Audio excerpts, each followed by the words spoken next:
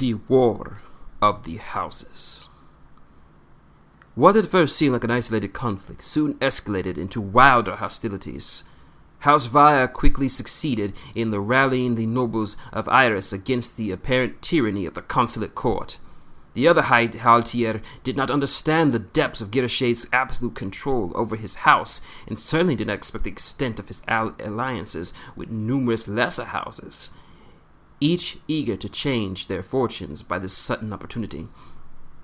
The degree unto which House Vire had prepared and armed itself for this eventuality took his enemies completely unaware. Arrogance was partially at fault, as the 5 great military houses could not imagine anyone, much less a lone house, with the strength to confront them. After the defeat of the dragon at Israel, the military might of a single Haltier seemed trivial. Before anyone realized the severity of the threat, Lord Girashade and his army brazenly marched to Skyer. Girashade's intimate knowledge of the city and its defenses were a significant factor in his initial success, an advantage no foreign invader could have ever hoped to replicate. The sheer magnitude of myrmidons fielded by this army was also unexpected, and it remains unclear how and where they were manufactured. This, it seems, inescapable. There was a collaboration from within Skyer by those enamored by Girashade's particular genius. The most audacious move in the initial attack was in the manner in which Girashade tied the forces of House Sealer Worm, the sworn defenders of the capital. A sizable contingent of Vire riflemen and heavy myrmidons laid siege to the capital garrison. It was surrounded and cut off, forcing the defenders elsewhere in the city to rally and converge in an attempt to break the siege. Meanwhile, Girashade and his company of heavily armed escorts marched directly to the consulariat. The councils of the Haltier stood paralyzed as the self-declared Narcissar of Isar took them hostage.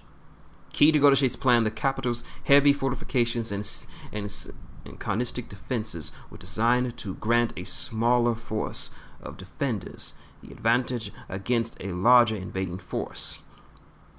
Because of this, once entrenched, the army of the House of Vire was able to hold the center of Skyer for weeks. Within the considerate itself, despite their captivity, the heads of the Haltier resolutely refused to acknowledge Girashade as their master.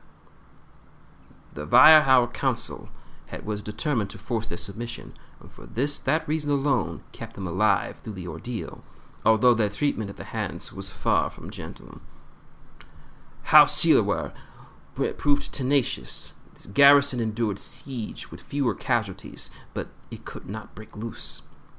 This occupied a substantial portion of Vire's army and gave House Nair and Elowin the chance to muster their forces from Erif Darngard and Erif Enowine, respectively.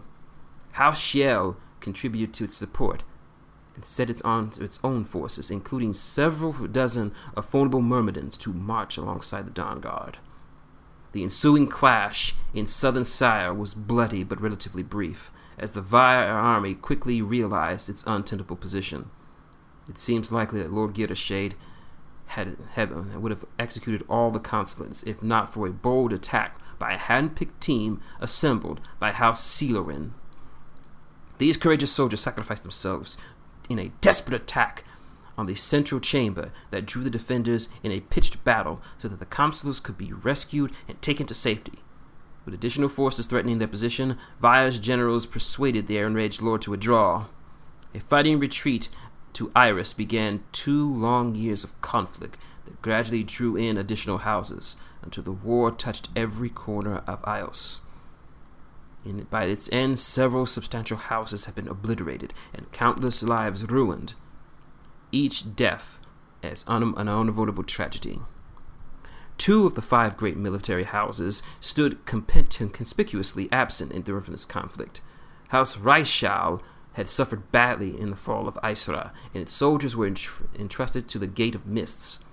It is understandable that they could not put aside their southern vigil to quell internal strife. There has never been an entirely satisfactory explanation, however, for the absence of House Isien. Some suggest that Isiens collaborated with Vire during the Civil War, but definitive proof has never been offered. Gerashade remained defiant and insistent that he fought only to unite Ios and to cure our people.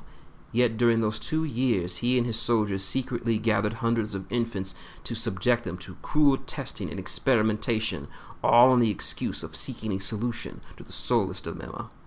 The number of children killed in these experiments can never be confirmed, and must be admitted as a subject of exaggeration, but it seems likely upward of 1,000 were slain.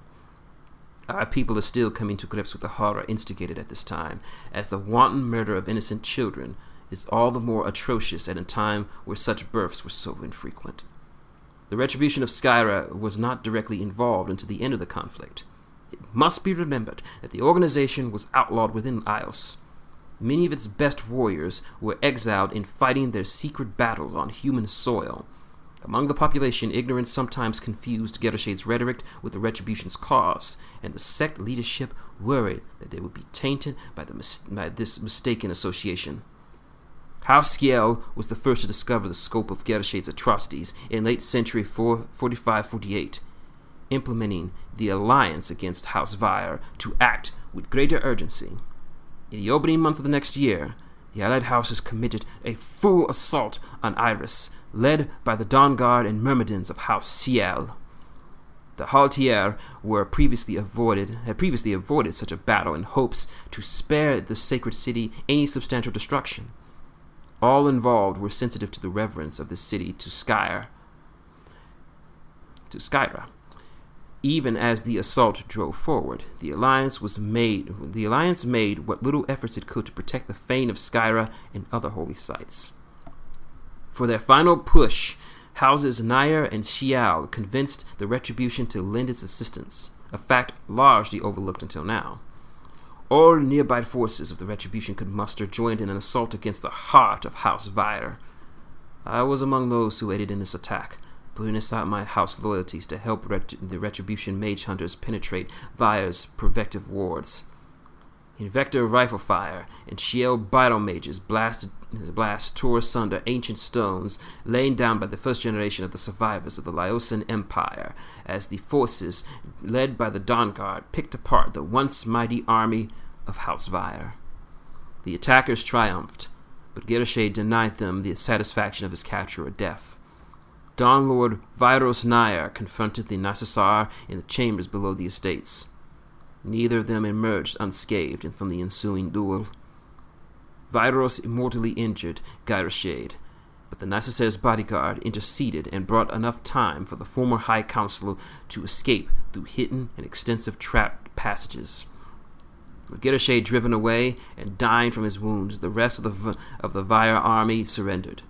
The war was over. House Vire had suffered much in the intervening decades, which I do not consider unjust. All those discovered to have knowingly collaborated with Gerashade's deeper depravities were executed. For a time, the complete disintegration of the house was considered. It was a drastic step, but many of the leaders felt it was the one response that could be made in the face of such horrific acts. Only the impassioned pleas of our most senior scholars and nobles convinced the councilate that service over the millennia should not be forgotten by the misdeeds of so few, however grave. I believe it is guilt over this period that many members of House Vire have taken up the Seeker's cause or devoted their efforts to the fane of Skyra. Others, like myself, have answered the call of the Retribution. It would be many, many years before any of us would learn of Gerashade's fate, and we still do not know most of the details of his flight. It is evident that sometime after his battle with Dawn Lord Viros, Gerashade became an unliving abomination. Clearly, he possessed the lure of transforming himself into an Eldric, those most unholy creatures connected to the corrupt priests of Nairo. Perhaps he resorted to this to escape death by his injuries, or perhaps he chose it more willingly. We will never know for certain. We do know that he took refuge where the dead are welcomed, in the nightmare empire of Krix. Even after his identity of the Eldric serving Krix was discerned by agents abroad decades later, it is doubtful that anyone expected this creature might yet have a part to play in the fate of our people.